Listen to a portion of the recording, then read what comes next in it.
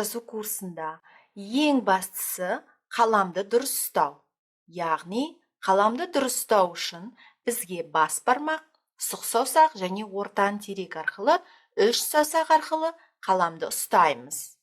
2 саусақ бос болу керек. Қаламды былай ұстаймыз. Және партада өзінің арқасын түзу ұстау керек.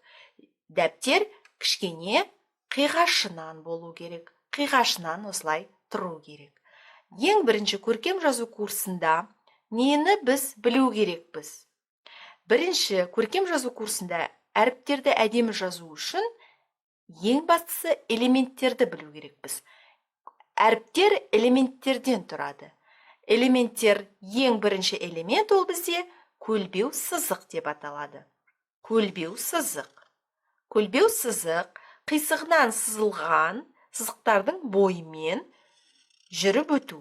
Бұл бізде көлбеу сызық деп аталады. Бізге балаға бірінші көлбеу сызықтарды әдемі етіп сызып үйретуіміз керек. Көркем жазу курсындағы келесі элемент ол бізде ілгіш деп аталады.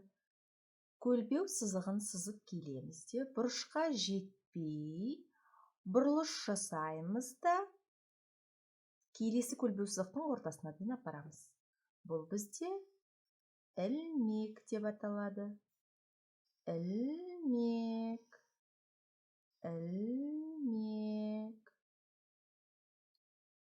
Енді осы ілмектерден біз әдемі әріп құраймыз.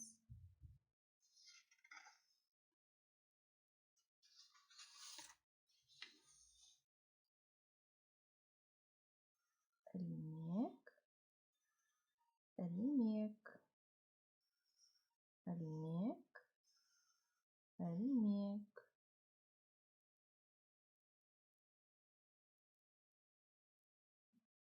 Немесе